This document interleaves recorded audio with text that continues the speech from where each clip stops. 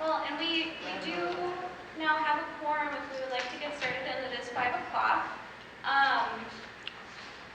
Since Bud's not here, does anybody want to volunteer to take minutes? Okay. Thank you. Well, I start in what, 5 minutes anyway, right? I think so, yeah. Yeah, because you took over. Find some note paper.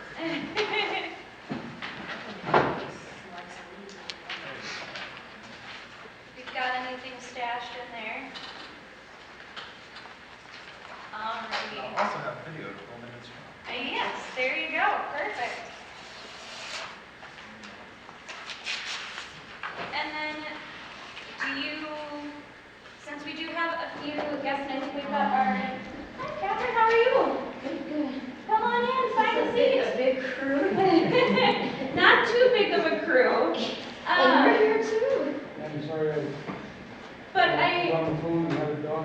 I know. And I was reading somebody, so I had to get. I do see we have a couple of guests joining us, so maybe we want to just go around the room, introduce ourselves, so that way then also for the folks who are joining us, we can make sure to have your names so that way we can include them on the minutes for this meeting. So, Todd, do you want to start? Sure. I'm Todd Rigo, member. I'm Morgan. I'm the president of the Parks and Rec Committee. I'm Adam. I'm the council liaison and not a current voting member of the board, but sit in for communications and et cetera. My name is Abby Dick, and I am also a member of the office. I'm Jen Watson, also a member of the board. Alyssa Richards, also a member of the board. I'm the Vermilion rep for Minnesota North. You're next in the circle. I'm Frederica Musgrave, and I'm here with the group in Ely that started up Citizens for Transparency in Government. So I'm recording this meeting. I'll be recording the other commission meetings, and they'll be posted on YouTube, and there will be a link, and people all over will be able to see it. So it's basically public access by volunteers in the community, because you guys do a lot of great work here and no one hears about it, and spend a lot of time preparing and thinking about things. So that's the idea, is that people get to see in action. Okay? All right. Bill? I'm Bill Teft, and I was here last time, and used to be on the board once upon a time, and at the college, and so I'm here to talk about some of our natural areas in Ely. I'm Kathryn Farion, and I'm here to, because of the Washington Gardens. I'm Ty Burris, and I'm kind of a part-time resident up here and a friend of Bill's, and just interested in the future of Ely, and have been for a long time. So. Excellent. Well, welcome everyone. Next up here is approval of minutes from our last meeting. Do we have any edits or questions on the minutes? Can I get my last name? Yes.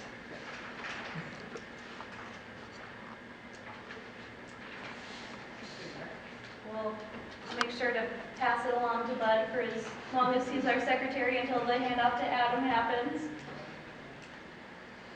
Any other edits that need to happen, or? All right, do I have a motion to approve? I'll make a motion. And a second? Second. All righty. All in favor? Aye. Aye. Any opposed? All righty, wonderful. Additions or deletions to the agenda, I actually have one of each. The number 9 on our agenda, the questions on motorboats, that was something that Julie had sent me. And so since she's not here, we're going to hold off on that until she can be here. She has additional feedback or information on that. And then for the addition, and this can come at the end, I included it in the packet, some email updates and information from Harold. I just missed putting it on the agenda. So just looking over those to see, because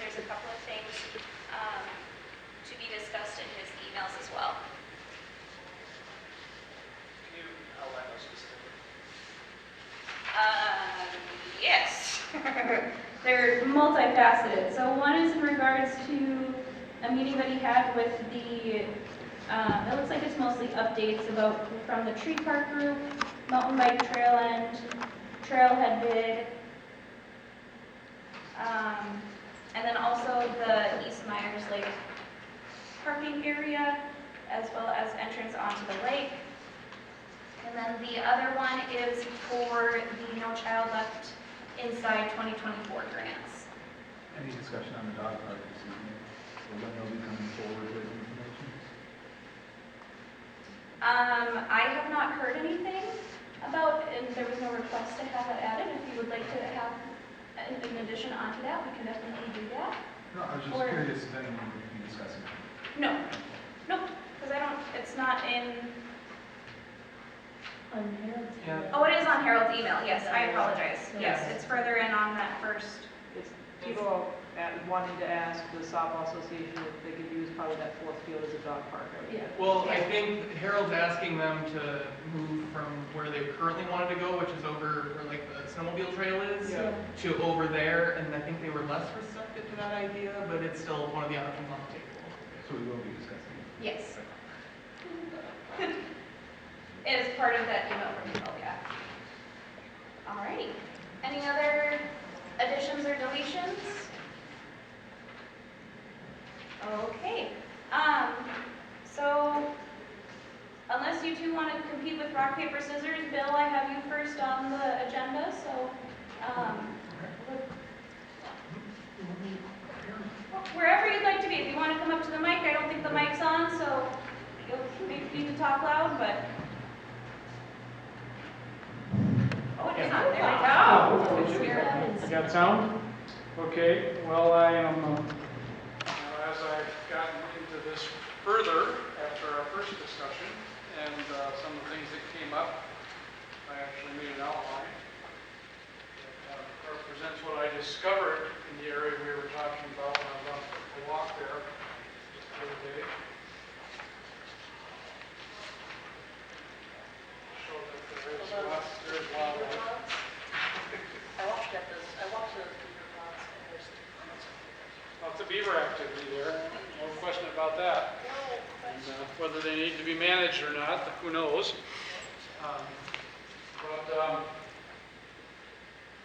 Anyway, I focused on that area and I visited a lot, and I believe it's interesting because a number of questions I'll raise today, even in the discussion of this, is that I've looked a lot through the city documents and tried to figure out even what parts of it is zoned, if it's even zoned at all.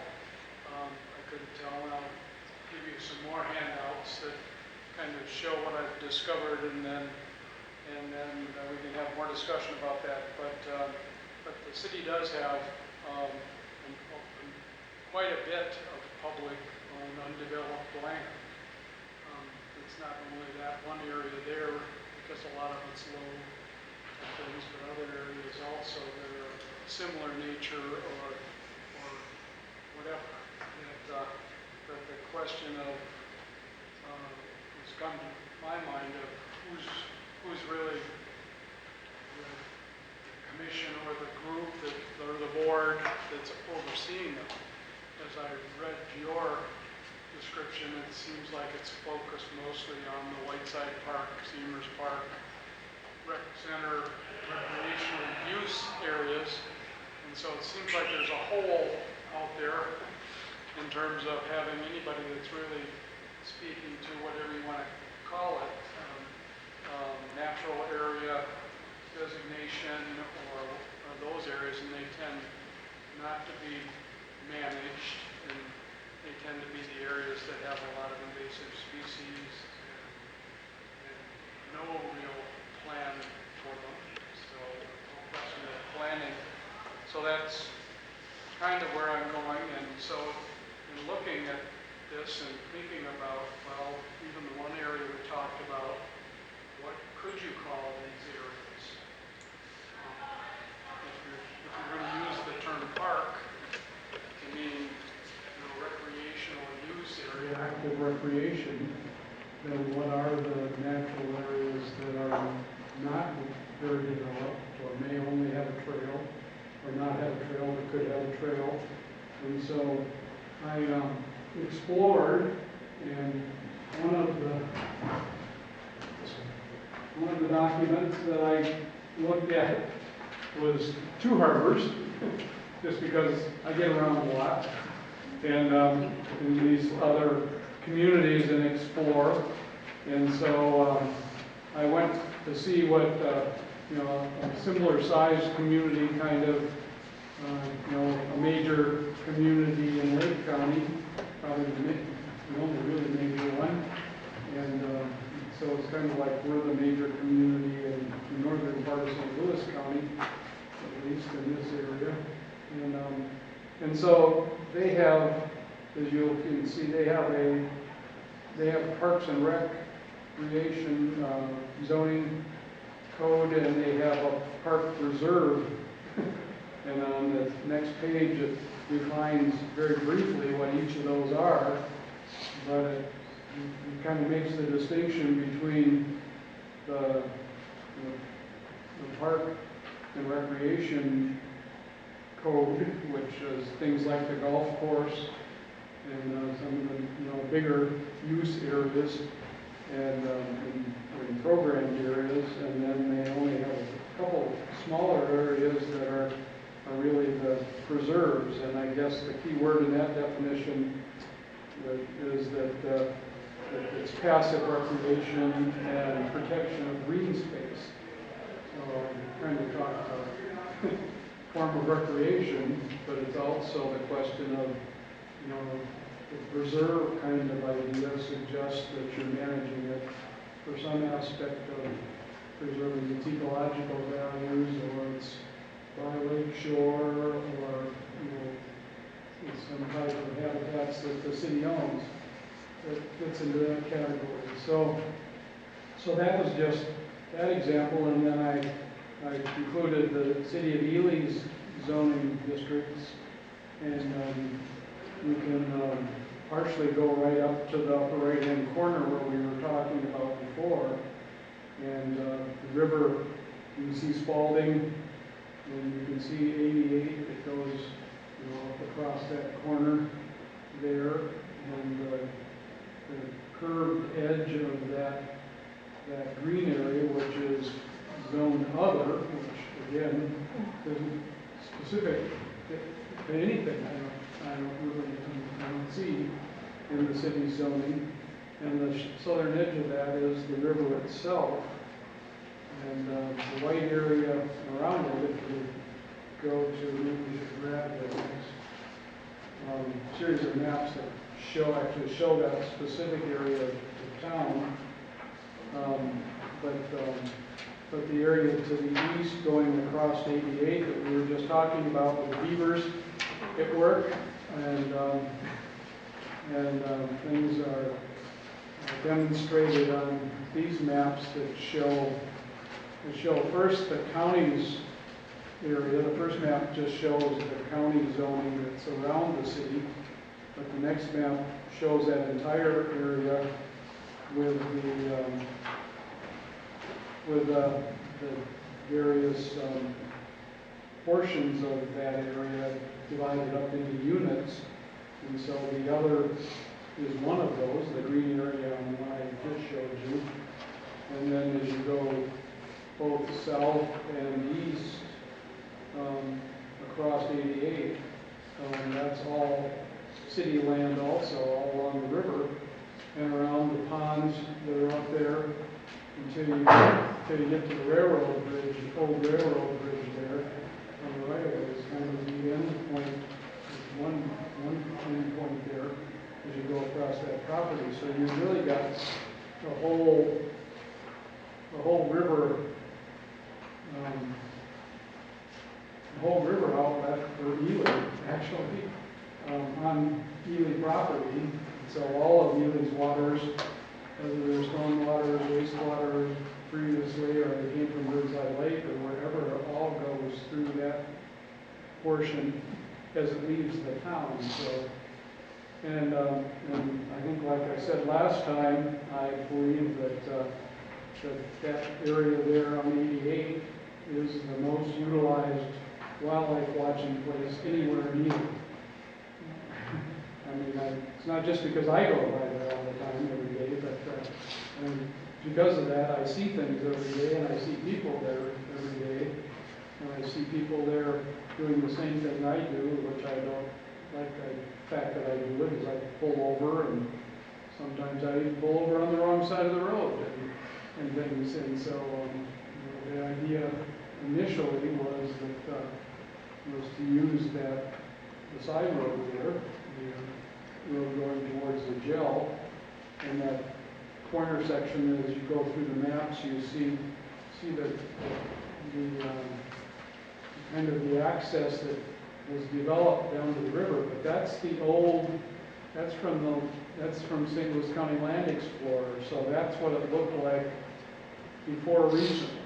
And so that drive that goes down to it was barely negotiable at all. And so it didn't encourage people to drive down there very much, even though we did, obviously. But the idea of using that area up along that road is an area to park at, not drive through.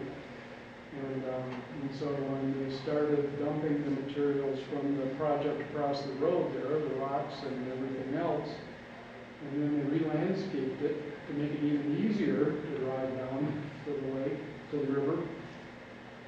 And I guess I would allege that there's no reason to drive, maybe a handicapped reason to drive down the river, or accessibility reason, or you want to drive down and sit in your car and look at the river. But really, I believe that all I thought would be desirable would be a pull-in kind of design parking up near the road, and then a walk down the river. And then instead of having a erodible gravel surface going down, you could revegetate that, and if you think about services serving the idea of setbacks, just like you do elsewhere in the city, with lake shores or water shorelines,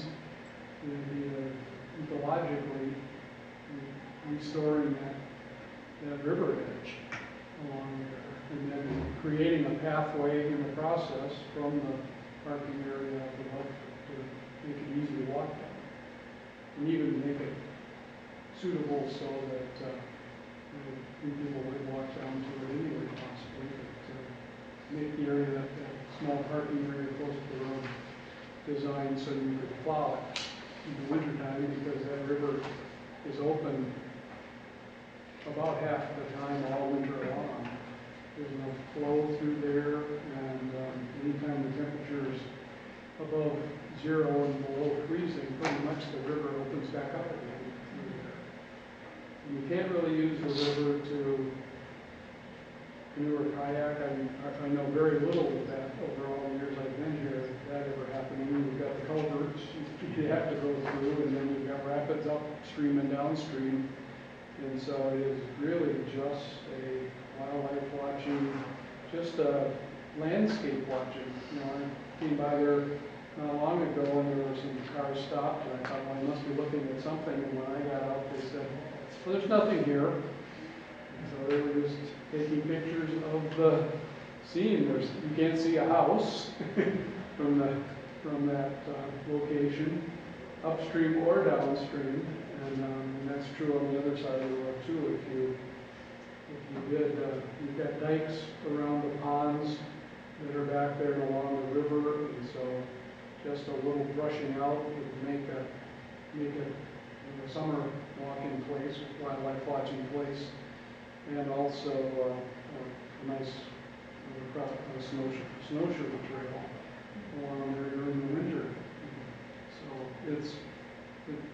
other than the road noise, because of the vehicles going by, there's an aspect of solitude and getting away within the city from everything else. So that's kind of how I've gotten to where I am so far. So I appreciate if you have questions or any of those things, but then at the end, I want to just promote the idea of developing, if we want to go ahead with something, is really starting to look at getting some discussion about what the design would be and share it and see what's possible, and that involves the city also. If you're going to have some of the work done, or you're going to try to get a grant to do something. I mean, a lot of it is just landscape design a bit if we could plant things. And then I don't know how you deal with the, maybe Alyssa does, but I don't know how you deal with the pull-offs on the road up above. I mean, it is a safety hazard there. There could be no parking signs or parking signs pointing to the other location. That doesn't mean people are going to do it. But it is an attraction. And then Todd and I talked about looking at the site that you're looking at there with the close-up of it, and there's a drain that comes into the river right there on the left side of where it's been disturbed. And I don't know where, I think on one of the maps I looked at in the city, that drain may go all the way back past the college, past the Chamber of Commerce into town somewhere. And so it's an old storm drain road. I mean, there used to be a drain right between the football field and the college, at the bottom of that hill that flowed in that direction. So that may be where it ends up going. I'm not sure exactly, but our one thought was to not even have the walkway go all the way down to where it goes right now. Have a little bridge over that wet spot and have a bench or blind or something along the river, up closer to the river, and a little bit better viewing spot, a little farther from the road.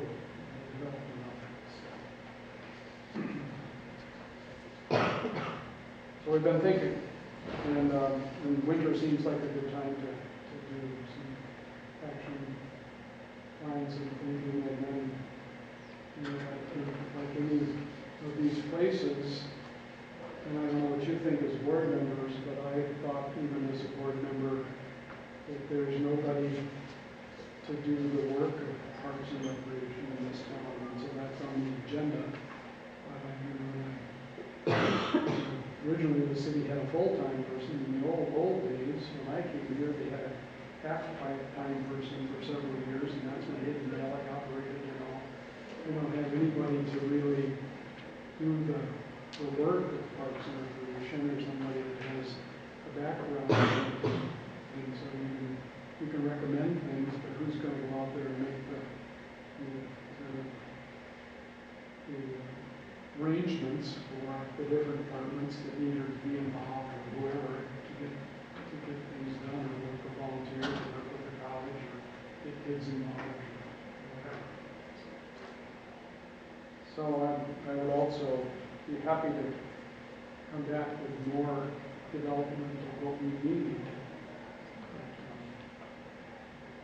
to get this project going along. And to make sure that I'm understanding, this is just how my brain works.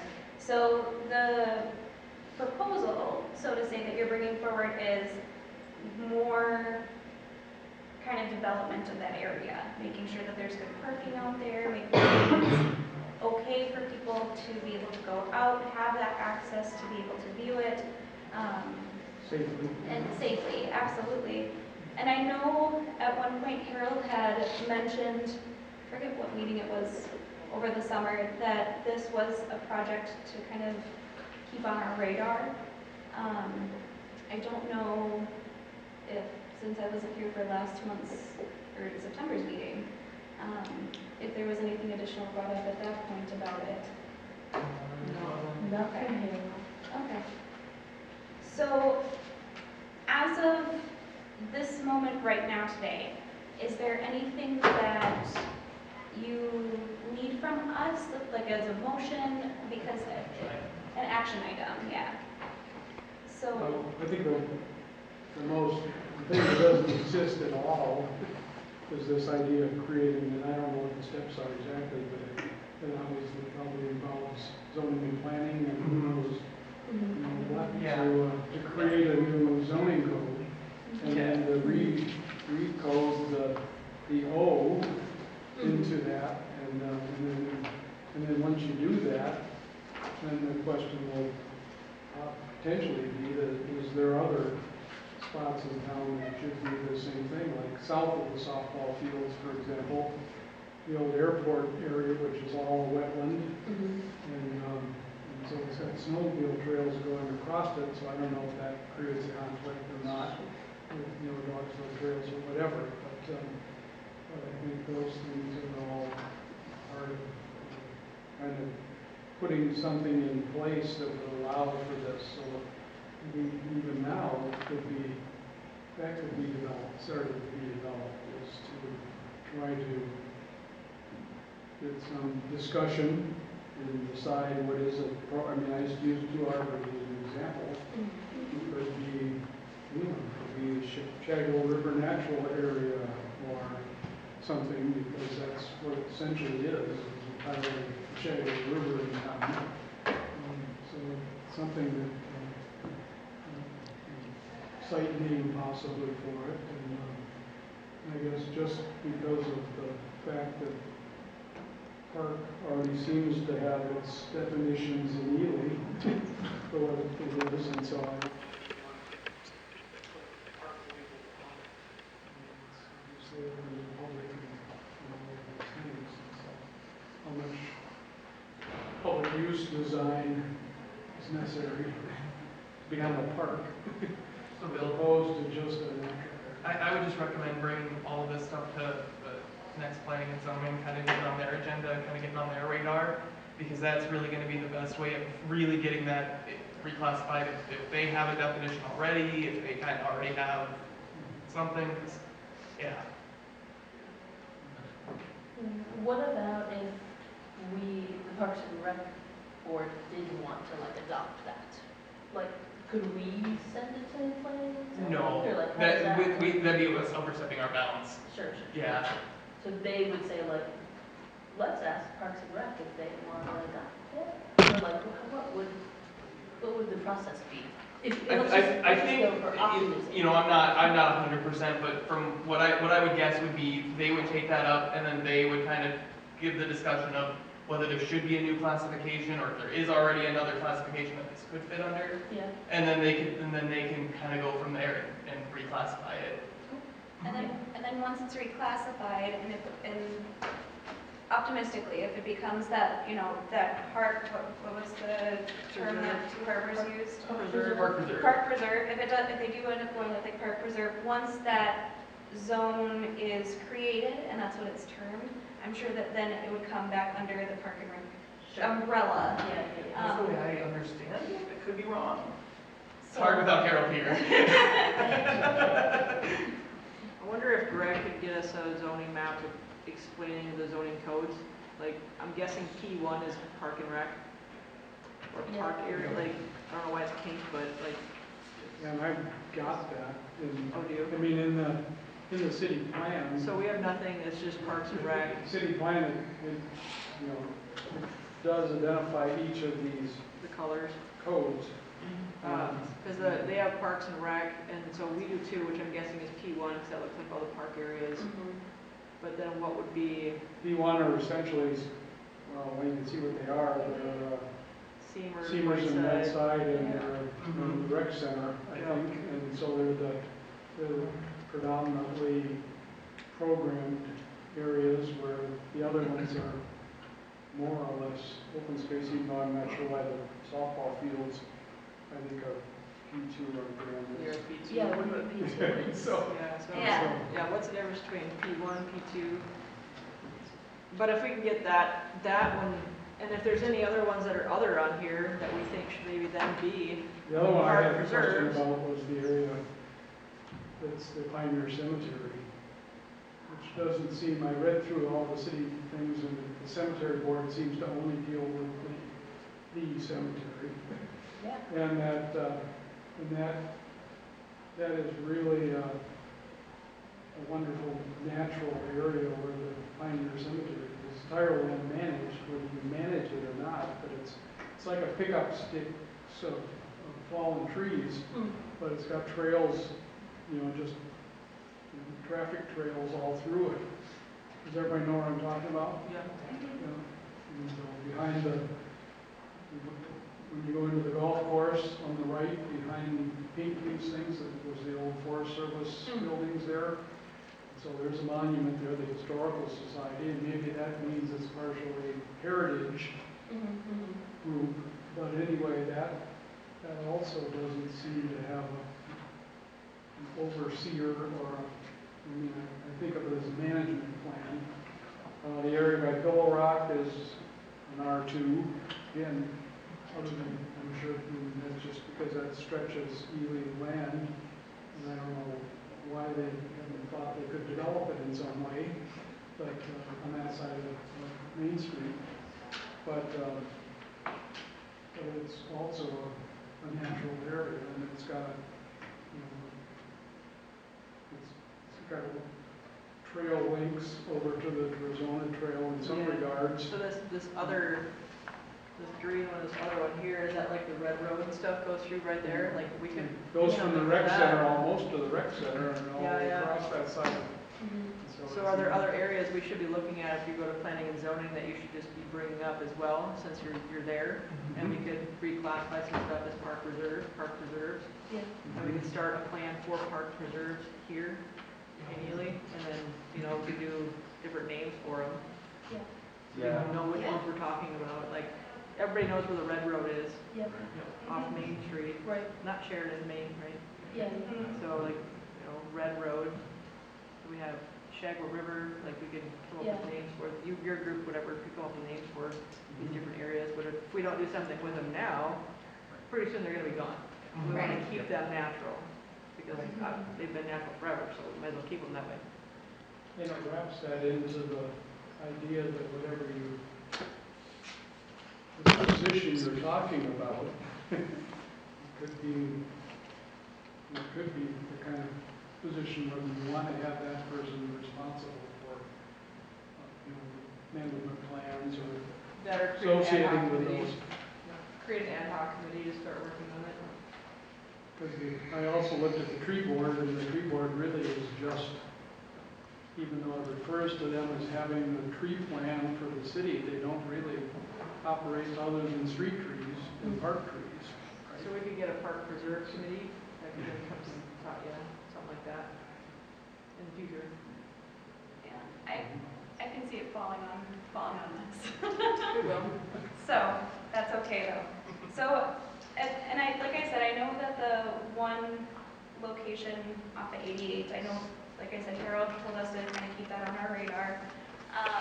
But yeah, as of right now, I think the best option would be if you are okay bringing this to planning and zoning, because they would be the next step in making sure that we can get that other area a different name to get it designated. I don't know, is this my place to make a motion, but you do have the potential I don't think it really needs a motion. to moving, at least in favor of resolving a need exists. and Let's go to so- zoning first, before we can do that? Yeah, it would have to go to P and Z first, I would think, before we So- can make that, because then that would still be us overstepping, kind of. Well, wouldn't that be a general request by the Parks and Rec Board to rezone multiple parcels into park and preserve areas? I mean, if I'm not sure how if that Bill works. goes to Yeah, ask, I don't- if Bill requests, it would be just for this one area, but we want to request multiple I areas. think we should do multiple areas if we're gonna go do it. Yes. I think we should have a discussion about which areas that are identified as other on here, we need to go forward with and request it to be rezoned. Yes. So maybe we we're wait we're looking at the Shagwell River area, which is up here, we're looking at the Red Road area down here. Yep. You think Pillow Rock is residential, but it's not other, so it's already residential, but it's two, so it's light residential. Yeah. What's the other green area next to the Red Road area, right below the M? That's the rec center? Is that a rec center area or is it like? Where are you looking? To the This left one of right the here, arrow. Bill. This part's the rec center, Oh. so it's on both sides, the left Yeah, side it's and kind the of right. behind the rec center, it goes behind those, I mean, isn't that housing right there? I Isn't that thought right? it was, That's but what I I thought. don't think there's any housing on that side of the road. So, do we need to have a, because I would love to see this move forward. I just want to make sure that we're not stepping on any other committee's toes Correct. forward with all of this. So, let me, oh, okay. This Tuesday next week? Yeah, so they're discussing all the zoning. And so if you're going to do something before they make decisions and when they discuss zoning codes, So that's there's, on Well, Tuesday. that's- So making a suggestion where you stand, this is when they're going to make decisions. Otherwise, you're going to wait a month after they've already had council discussions. what she just handed me was a note that said that the council and P&Z are having a study session next Tuesday. So, But I will state that it's a study session, not an actual planning and zoning meeting. Like, no business can actually be done at that meeting. Right. And so, I know. and so it might be better just to wait until there's an actual official meeting to bring that forward.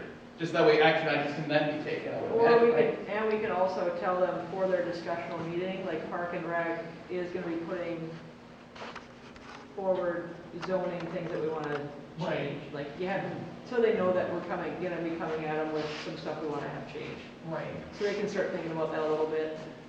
so And then- next Tuesday, do we know what time next Tuesday? 6:30? Study session will be immediately after the EDA meeting, so however long that takes. So would there I be, believe, right? That's how we normally. Yeah, Yeah, it's typically 6:30 start time, yeah. so would there be someone from our committee who would be willing to go to bring up Well, this we do have a discussion? council liaison. Unfortunately, my father's been in poor health, Oh, so okay. I have to go take the children to see him. Sorry, I cannot do Tuesday night. I'm very sorry to hear that. what's that? I cannot do Tuesday nights, anything Tuesday nights. I can, I'd be happy to represent. Okay, wonderful, thank you. And Do we need an official motion first? I don't think we need an official motion for you to go to that, just to have a discussion. I mean, there's no action items that are needed for it, so. People are welcome to go to it, so we might as well be people Yeah. to go to it.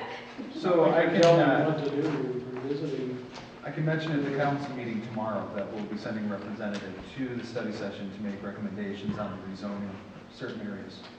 Yeah, and then That makes sense. we're not blindsided. Exactly. Yeah, Cool. yeah, And absolutely. so of the areas that are on here that are other, so you have the rec center, and it's green, so it must be other, I don't know why that's not already parking and rec.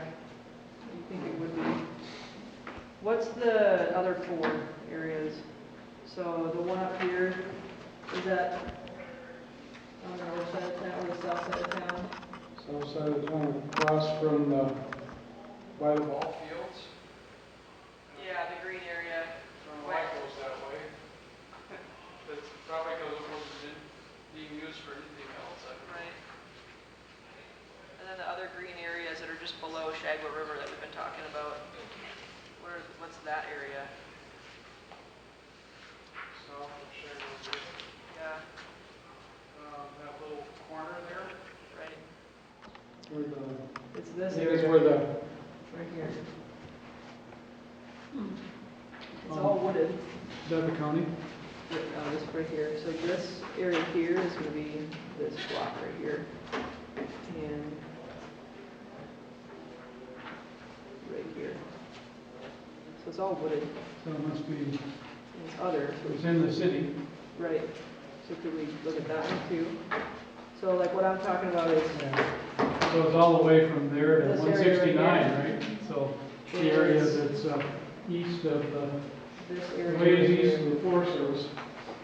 So, It's all wooded. right, so Part of would the easiest way to bring that up would just be anything that's O or other on here should be discussed. Or corrected, that green area. Yeah, maybe but does it need to be they park garages preserve, or in can that some of green it be area. park and rec, or park and rec? Right, Like, right. should some of it be P1, and then some of it be this new category of park preserve? We Well, we have don't to wanna make request it everything a back. park preserve, I'm just saying, like, most of the O stuff should either be a P1 or whatever the park preserve code is gonna be, potentially, I would think. What do you guys? Do we know these designations, P1 and P2? No, I don't think. You have that with me, Bill, the index? Yeah, I mean, the P2s, they're, no, I guess We know for certain. it's the wording of the designation, I don't know if I can put my finger on. I'm wondering if part is like a secondary park and rec. I'm wondering, because the softball fields are out here, that's part of us. So I'm thinking all the pink, the light pink, so P1 and P2, I think is all park and rec. Can we not speculate, maybe get an exact answer? Yeah, because I don't know, I don't know why Greg didn't put it on here. Because like we're supposed to know what these mean, I don't work with planning and zoning. Look at Two Harbors, put it on there. Well, I can give you this from the document. It has actually has examples of all these areas in town and what they're coded as. But I don't want to hold up your meeting. You have the answer that we're, I have it here somewhere.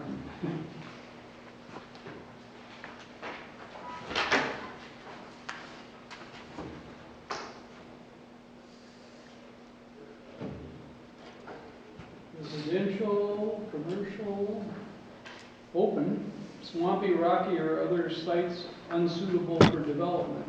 Forest and conservation areas, which suggests that open is defined differently in different places.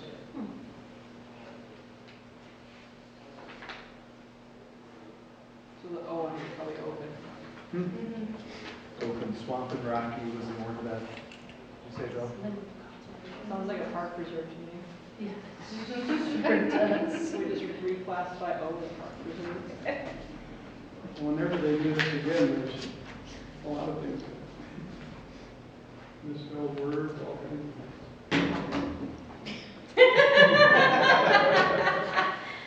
All right, so That or we Beyond- can come back to the next, get more information for the next meeting, so we can talk about this and then bring it to zoning and planning. December? yeah, that makes absolutely. sense. Yeah, we can definitely do that. So Is we'll, There's no sense of immediacy here, we're good. it doesn't, Adam was asking if there's any sense of immediacy, so wanting to get things taken care of quickly for this. And I don't see any reason to have it be like an immediate kind of a thing. I mean, the biggest thing was like moving the boulders and getting that stuff kind of, I think a lot of that got moved already, from what Harold said. It the did. immediacy is kind of gone at this point, because I don't think this stuff has been like this forever. It's not gonna change tomorrow or next month, unless we go change it. So if we can come back with information about P1, P2, have a plan going forward to zoning, but let them know we're coming. Did he, Well, here it is. The non-residential, recreational trail. I don't know. So Alyssa, just to make sure, so coming back to this at our next meeting in December, we still want Abby to go to the study I session? think so. Give a heads up that we're working on maybe rezoning some of the open Yep, and clarifying what these are. yes, okay, Because there might perfect. be something we already have that it just isn't on here that we have designated, but we're not using it as a park preserve. Sure. Who knows? Yeah, So getting from Greg, like the actual, what are these? okay, yeah, absolutely. So, Bill, are you okay coming back to the meeting next month so we can have this further discussion? It'll be December 18th will be our next meeting, and then we'll still go forward with Abby going to the meeting, and then Adam, are you just going to mention tomorrow at the council as well? yeah, we'll Okay. be sending a representative to seek some answers. Perfect. Yep. No, I think So- not long-term wise, but looking forward, like we were chatting, I have an environmental interpretation education class that I could then, in a maintenance class, but then in my intern class, I was thinking I could bring them out to these areas, they can do more research on them. We start that class in January. Oh, So perfect. we usually do the Dorothy Mulcher thing right away, but then my next project could potentially be going out and looking at these areas to see what could all happen at these areas, what they're about, the ones that we get changed. We can do like a little inventory of what's going on out in these areas, and I can bring that back here. Cool. It's a great education. You might have to wait for the snow. I want to see what the snow looks like out there, like snow, maybe we could do some trail, like winter trail stuff. But then also, it might lead into April, so we actually can see what's on the ground out there. Sure. So Absolutely. you'll be asking for. I'll tell you clarification on that the place where the hair was And then how to rezone. most difficult place of all to get through. Or. So we'll continue to work on this. Yes, thank you. Thank you so much for bringing this information, for doing all Maybe this the way I research. wanted it to where, I was hoping that Because if we, because you could help rezone rezone something things to if a you P1, identify then them. later find out, we should. Absolutely, thank you so very much. So we just need clarification on that. All right, Kathryn, thank you for being patient. We should have put you first. Yeah. I know,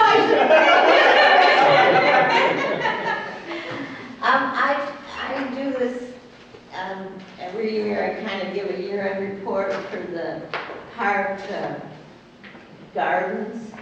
And it's sort of, there's a couple of things I want to do.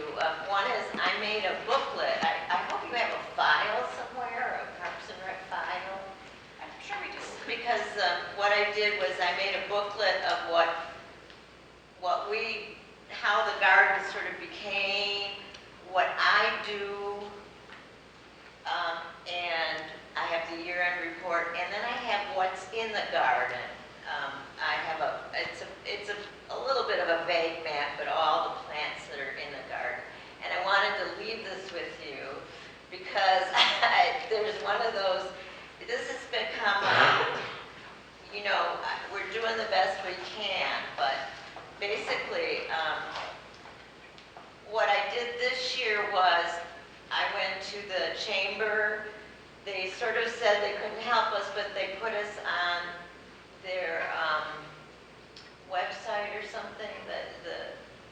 And then I went and put an ad in the Shopper, and I put an ad in the Echo. And the Shopper gave us the most new people, but they were as old as me or older. So, it wasn't exactly a great turnover, but it was nice to have new help. And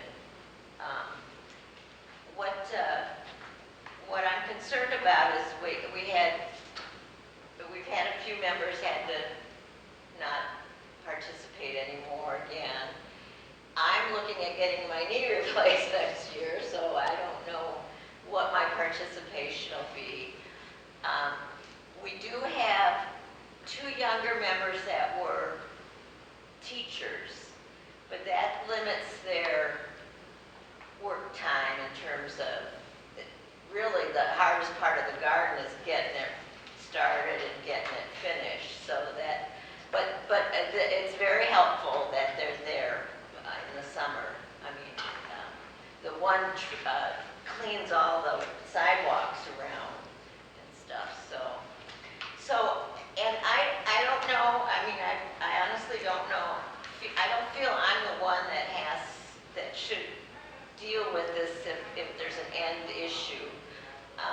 What I'm wondering now is if the tourist board could get involved with maybe some extra funds or something. The park is, having those gardens for the festival is a big thing for us to do to get them ready for the festival. And they don't take a lot of work, but you do need that hour. All we're doing is about an hour a week, but with about 5 to 7 people. And then we can get it all weeded and looking good, and then the next week. And then I put in the extra time. I really don't work as hard like the weekly people because I come extra to water, which is new. This watering thing is about only 2 or 3 years old where I've had to put extra time in to water. And it got better towards the first month, wasn't it June or something, was really dry, and I was like, oh no, here we go, I have the water already. So, so anyway, you know, I'll still plan on it. We're down. We get enough help. A couple times we've had to ask the husbands to come because there are some digging things that is hard to do. And Harold had given us workers twice this year, but the workers are also in a time restriction in terms of they're only available for so. And I think it's 17 times, so 17 weeks I go to the garden, and it's just a season, but it is that long, so to speak. So when do you start planting? Well, we don't plant anything, actually, if we don't have to. One of the things that, it is a well-established perennial garden. Okay. And I think we have to thank the people who planted it to begin with, because it really is fairly maintenance-free.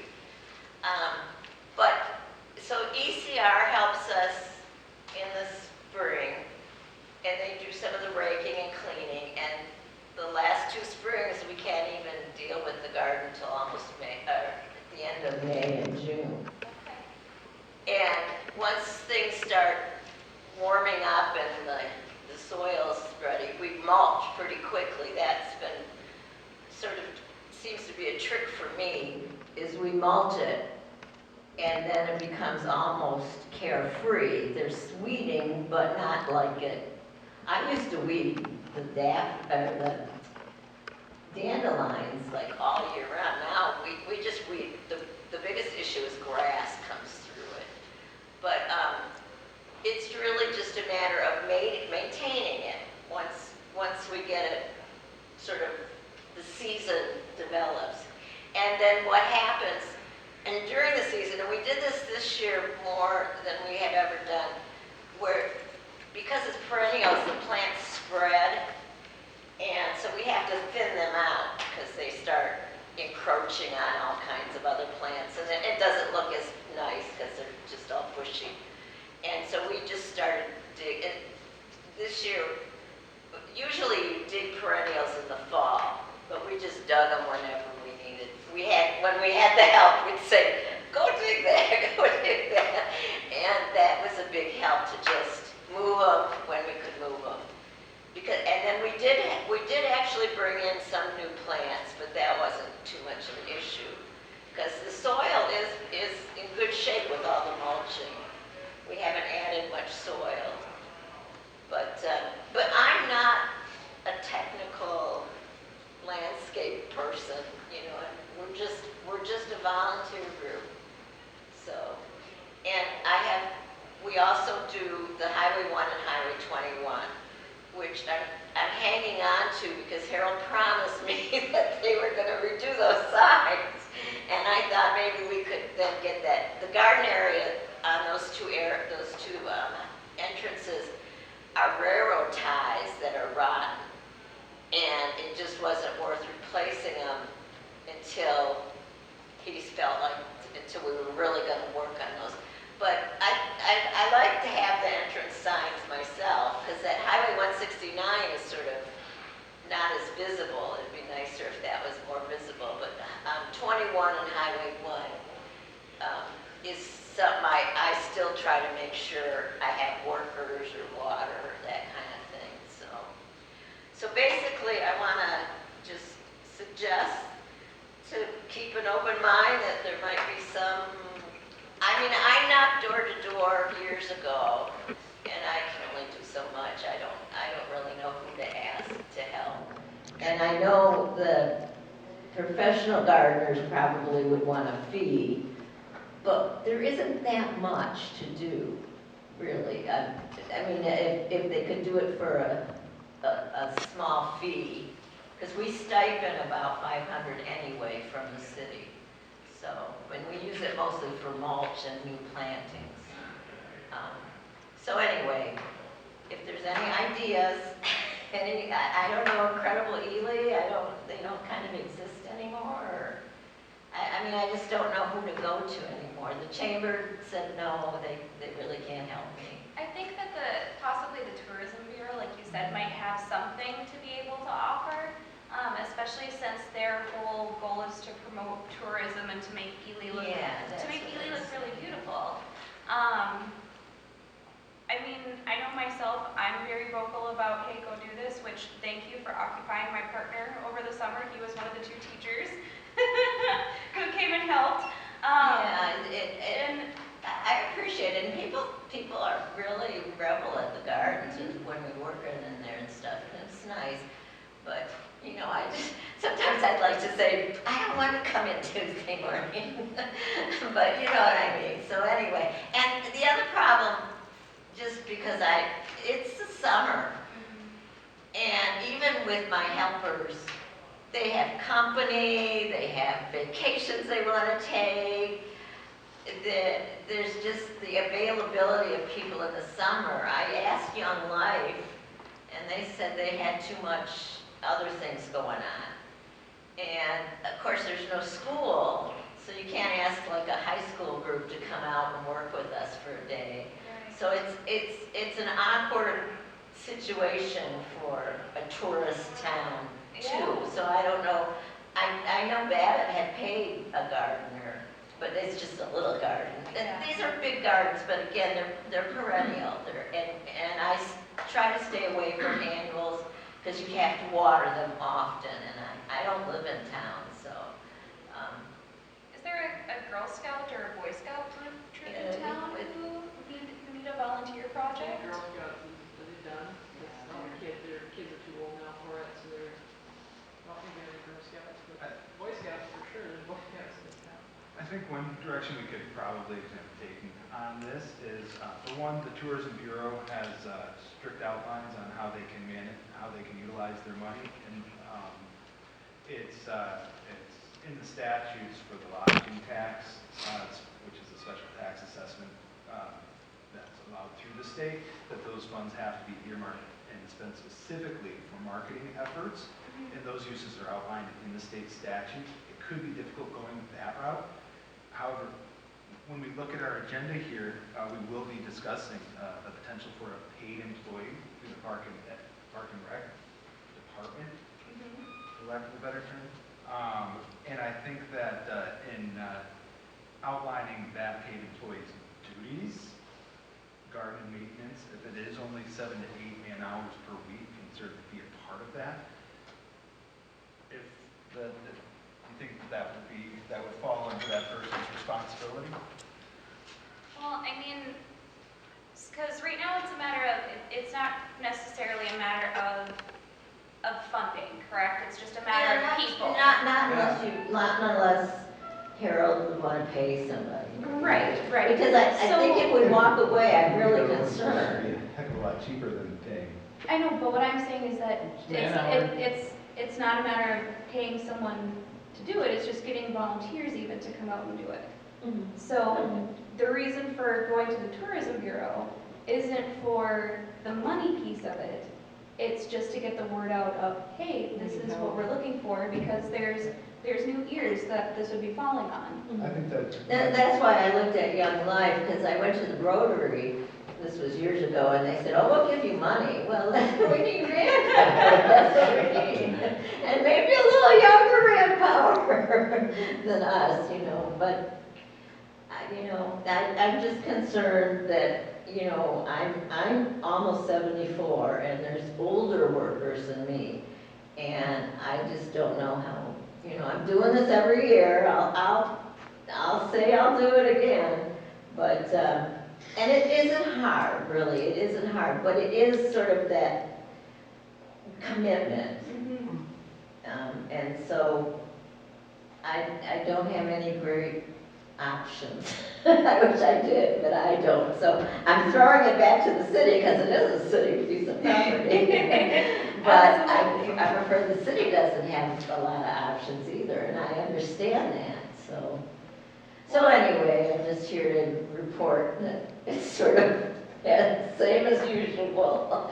We'll do the best we can, and I usually talk to Harold and every now and then I'm on the phone with him saying, I need somebody down here. He comes through for me. So, You guys do a great job. Yes, you do. well, thank you, I appreciate it. When you talk about watering, is there anything I that? really can't hear that. Yeah, when you talk about watering, is there anything that could be like engineered to make that easier? Talk to me about your watering. Well, yes, that would be nice. As I understand it, the park does not have good water pressure, and so, I think that there was, I talked to Harold, this was years ago, because of the truck that goes and they can water. But that's done by, not by you, but by the city though, right? That's the tree board. Did you pay for the truck to go through the water? Oh, I'm not sure, I just know that Joe typically goes through up from the tree board, and that's who typically goes through at the truck. Well, like the hanging baskets and that, Yep. is that Bonnie that does that, or? I believe that's their truck, but it's a volunteer from the tree board who typically goes through that. Okay. We've talked about that as to whether we should try to tap into that. You know, the city also used to take the street cleaners down by the walkways, and I haven't seen them do that. And we've come back a couple times, some people across the street said, I'll bring my leaf blower and blow that debris away, and they did, so. So we've actually taken that on, because for some reason that's not getting, you know, and again, I know you're low on workers and all that, so. Anyway, yeah, I mean, I just don't have any great suggestions. I just don't want it paved over. Absolutely, we don't want that either. Those gardens are So I'm gonna leave this with you, and just in case, you know, and anybody says, well, gee, what kind of job is it? Again, you know, if it was, I mean, I think the gardens are good enough at this point, but if a landscaper came in, they'd probably want to dig it up, put more dirt in, put different bushes or stuff. We have mainly flowering plants, not bushes and that, so. Anyway, that's all I know. Well, thank you. Thank you so very much. I know whenever I'm in the park, whether it be a busy week like with Blueberry Festival or any time over the summer, I always hear people commenting on the beautiful gardens. So thank you to you and your crew for doing those and for making them the beautiful scenery that they are in the park. Okay, and I'll probably do the same. We actually used our own money this year to do some of the, we're out of money now. We finally emptied our coffers, but to do the ads and things like that. So, and that wasn't really a big deal. But I have to admit, a few people did come because I promised them perennials and I gave them perennials. Oh, goodness.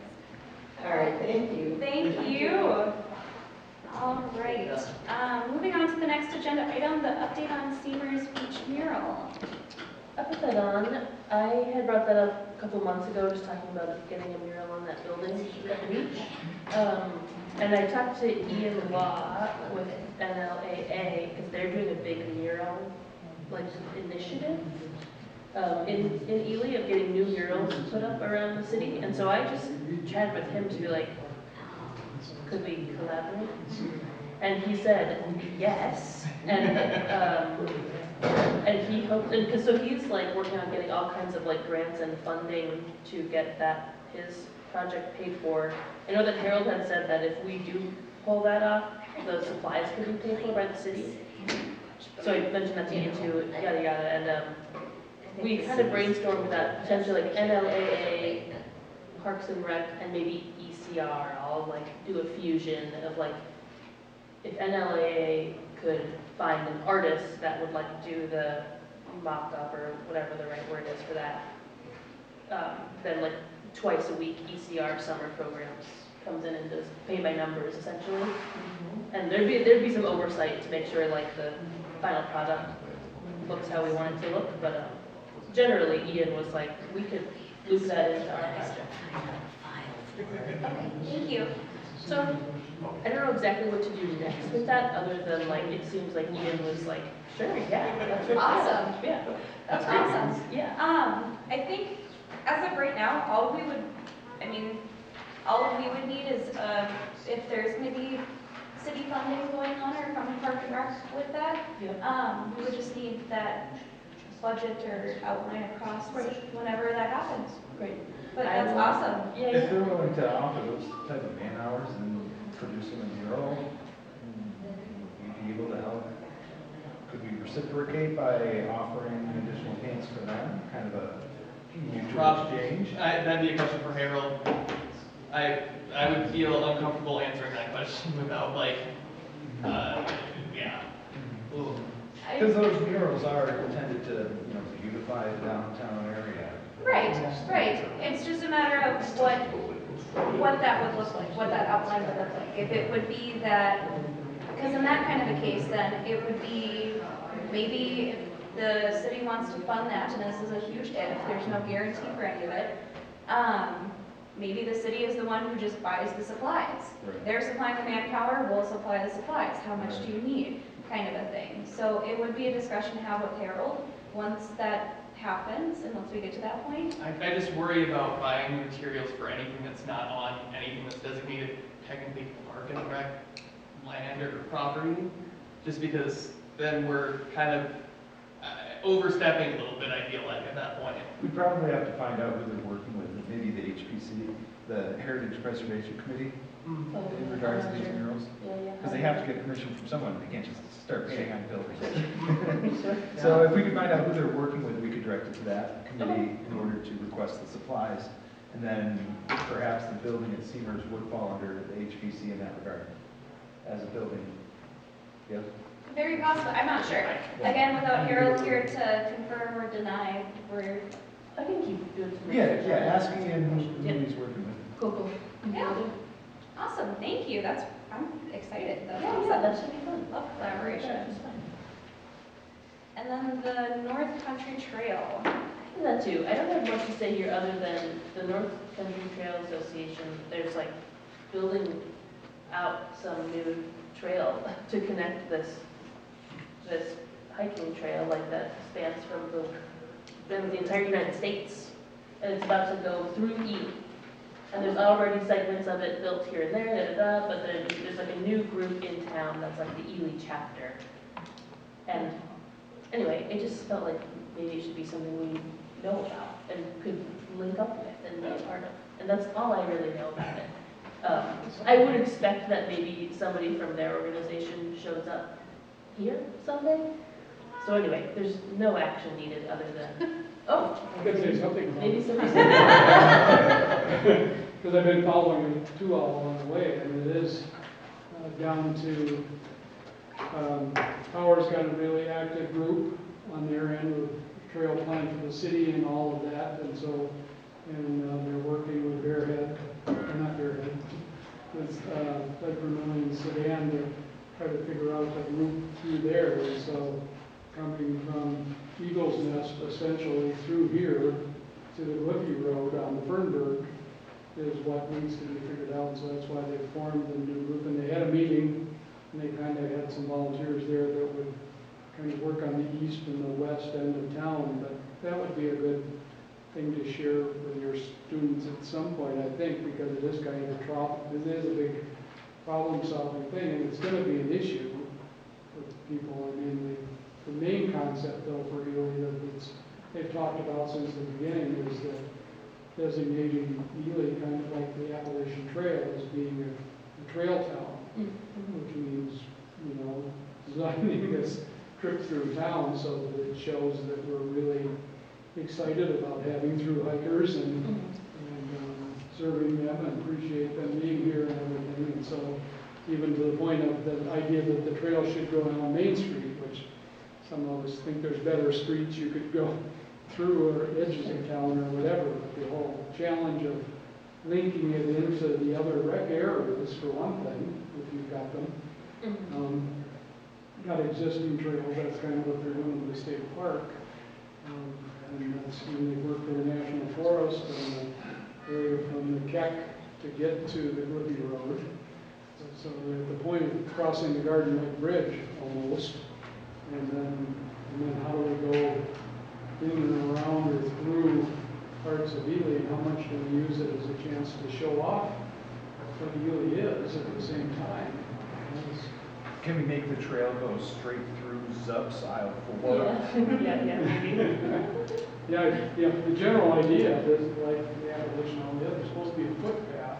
Yeah. But then, I mean, we got these other trails already, from the Sabi Trail, and we've got snowmobile trails, and so they work in the rest of the year, not, and so there's a bunch of questions like that. So there are trails, and it would be good to have somebody that has an interest, I think, in the city, because I've told them all along that somebody shouldn't just design this trail and then put it in your lap. That's the last thing you want to do in Ely, is to tell somebody that you've got everything all figured out and you take it, right?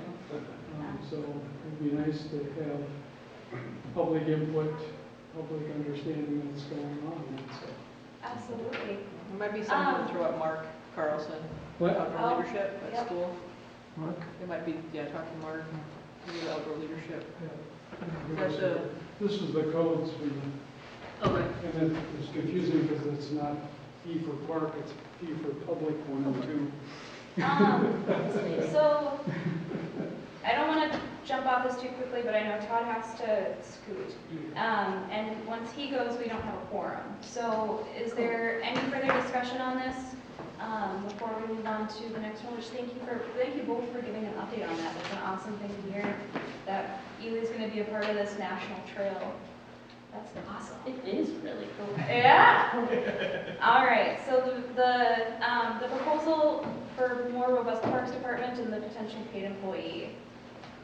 I wrote that, and again, I think I can just do a pitch here, because I think we can talk about it for a long time.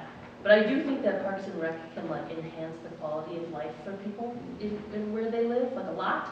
And I also feel like our agendas are long every time we meet, like we have a lot we want to be doing. And I could list a lot of different like specific ideas, but I just was curious if anybody else in this group thought that would be a good idea, or like should we pursue having like a part-time or full-time person, or Yeah, I think it would be, I think it's worth it to go to budget and see if there is money in there to see if that's the case. Yeah. You know, that's, because I think that would be the best first step to see if, would the city have the money to hire said person for this position? Sure. We used Or, what's that? We used to. Yeah, and that's why, you know, if we used to have it, why don't we currently, you know, could we have it again? Is there? Or maybe start with a part-time position. Mhm. Yeah. Yeah. I agree completely, and I think it would be a good idea to also figure out how we can not only utilize existing budget, but how this particular person could allow the city to make more money, whether it's through, you know, facilitating canoe rentals at steamers, or, you know, these are just brainstorm ideas being thrown out there. But then by generating income, we're able to then pay for that position. And so it becomes self-sustaining. Maybe pursue that, and then a list of responsibilities. I know a lot of times you'll see the city employees walking around, or I'll go down to Seamers Beach and there's trash that needs to be picked up. And I'll grab a couple of pieces before reminding myself, okay, you can't do it all. The city hires people to do this. But they don't want to have to go down there and do that when they're in the middle of, you know, helping with a street project or X, Y, Z. And something that is as easy as a half hour of your time, if you're going to be down stationed there anyway, I think keeps them, the other employees, where they need to be, and this designated person where they need to be.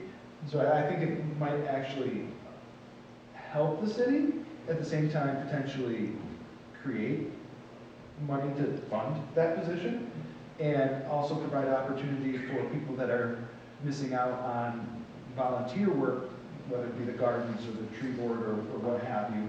They can kind of step in an hour or two a week and help facilitate that as well. And I think for all those reasons, it should be full-time at least. I mean, start part-time, but I mean, there's a need for it. There's a need. Well, I would be happy to just like, write a little more of a pitch about like how could the person generate income and the list of responsibilities, and then just bring it next time to keep talking about it. Yeah, maybe look at position descriptions from the person in Babbitt that does it. Sure. In some of the local areas, like what is that position Yeah, yeah. description look like? And find out who we can axe from another department. I'll do some research. Anybody Who's been retiring? performing poorly? Is anybody retiring? Anybody retired? What I didn't say, once you have a person, I don't know, I'm not gonna speak for you, but you might have an intern, you still have internships. We have a park and rec intern. Oh. There we go. If I had a student that wants to stay in Somebody, this town to do you can it. find one. It's not Yeah, gonna be every yeah. year. Hey, If have we somebody requested an that- Because intern, then, because then if we had somebody that they could then, transition into. no, something that, so they would need a supervisor. So yes, it could be from somebody from the city, but if we had a park and rec, even a part-time person, we could get work study students. Mm-hmm. We could do an internship over the summer, Yeah. paid, unpaid. I don't know what that would look like as a budget. Sure. Like to be a server at night. Depends Well, on, and depends if on it- students, it depends on, and it doesn't have to be Ely students, like Pavilion, it should be anywhere. If it works, Right, then we can request that the intern be paid. but we could definitely do like work study positions throughout the school year, Love it, that would help as well. love it. And it could be a work study position in the summer, there's work study opportunities in the summer. Totally. Yeah. Well, Why wouldn't formulate we be foolish not to? I agree. Okay. Yeah, absolutely. So Park and Rec requesting, Todd's, he's gone? He was just going over to go see if Casey and them were still here to give him the binder from Kathryn. So, Um, a motion for Parks and Rec to adopt an internship position Or work study. and or work study to work under, we're The new doing position that, we're creating.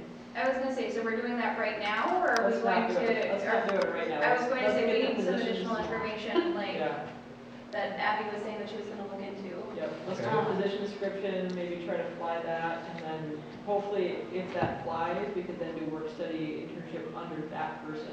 Yes. Sure. Yep. Because the city already uses work study students in various ways. Oh, yeah. Well, I can just come back next month with this discussion, and then we can make motions at that point. Is that okay? That works. Or unless there's another navigable. I don't, We just gotta see what the budget committee says. yeah, Like, we can't really do much with, like, yes, we want this, let's make a motion that we want to push this forward, but then it's not in our hands anymore. It's a budget question. right. The city. no, we can put the motion forward to the council to find it in the budget. So we make a motion to request from the city council to approve the pursuit. Of a park and rec. Exactly. Yep. And then it would get passed to budget to assess that. Yeah. They'd come back and say it can be done, then we can post a job description. So then let's next month come back with that, and then we can push that forward.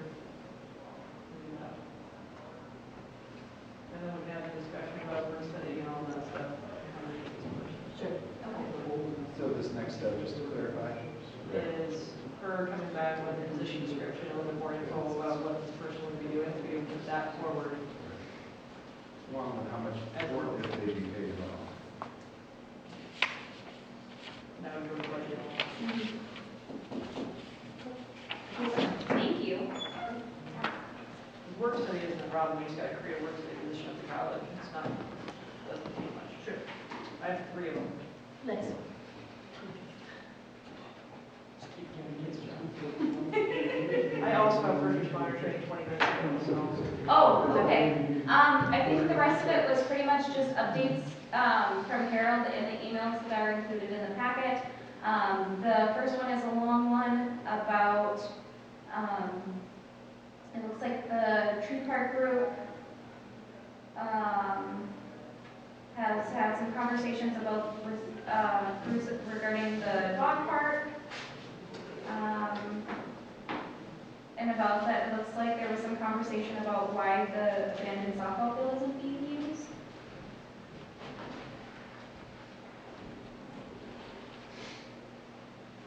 So it's looking like there just needs to be some discussion with the softball association and the police that would be structured to outline the responsibilities. Technically, that's our soccer field, just throwing that out there. It's not softball anymore, it's our soccer field for the youth, Oh, okay. is what it was turned into, that's why there's soccer in the out there. Yeah, and now it's just kind of And now they have to use it, since they really put it in year or two, they used it, now they're not using it anymore. Yeah, so I think the pitch was like, hey, can we use that as a dog park? I think that's what this. Yeah, and it looks like there's just gonna be a meeting with the softball association because it doesn't say if they would be in support of it or not. Sure. Of us using that.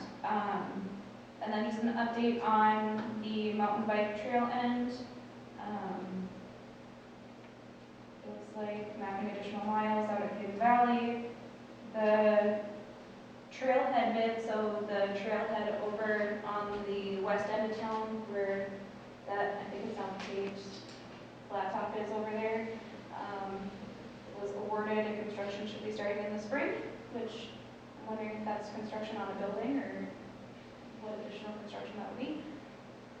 And then, let's see here.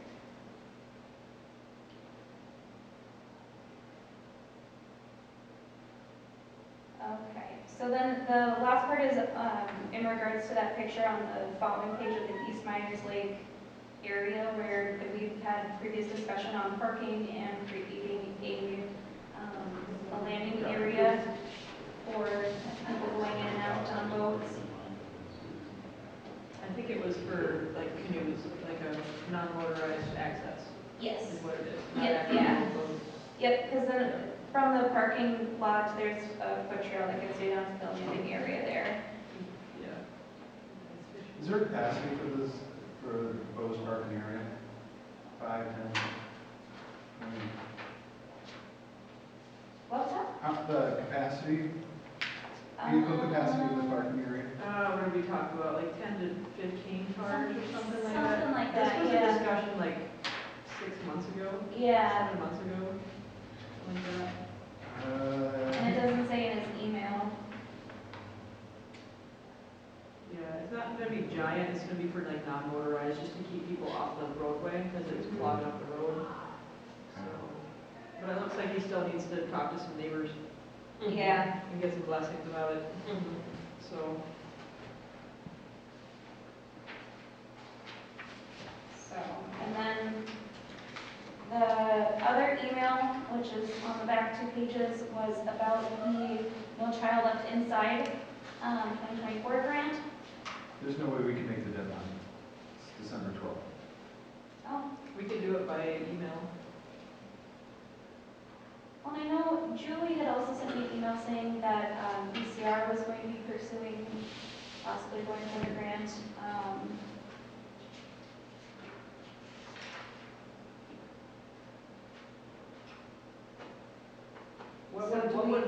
What would our Park and Rec committee, are we trying to put a grant in for this, for something? Harold sent it to me as an option and said maybe Park and Rec would be interested, and so I figured I'd include it if there were anything that we had discussed previously that needed it by any means or anything. Nothing came to my mind upon seeing it. Is there anything that we've been working on as a project that we could put forward? I don't think it would be a good idea. I mean, how are these grants awarded? Would we be taking that money out of another program's hands? Yeah, but this is like the 4th year they've done this. Like they have like they throw $1 million at it every year. It's been an ongoing grant they've been doing. I think this is the 3rd or 4th year they've been doing this. Because I applied for this grant for the college like 4 years ago to get some fishing equipment, and all the money went to Metro. Went to the cities. Sure. But is there a certain amount that's allocated to a certain district or a number of awards? Not really. No. No. I just hate to, if somebody else in the area is applying, the veteran or more,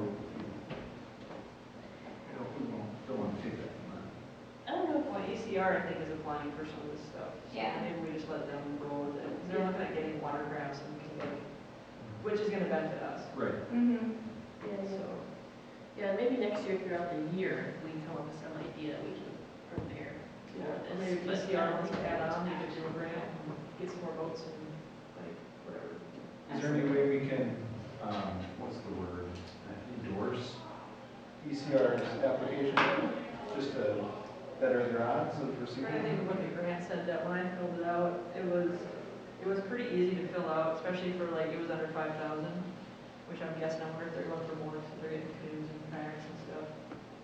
Well, I think because But they it'd be could write mutually something in their beneficial. narrative, like, Yeah. Can we write a letter of support for their grant request on behalf of I'm trying to think if there's Parks and Rec? documents that they upload. It might have to be like in their narrative itself, like, this project is being endorsed by the Ely Park and Rec Board. So we could make a motion to endorse ECR. Absolutely. So it's on our minutes. We can make a motion, we just can't vote on it, because now we don't have quorum. Oh, right. Minutes due on the 12th. Yeah. Call them, get them on the phone. Get them on the phone. I can see.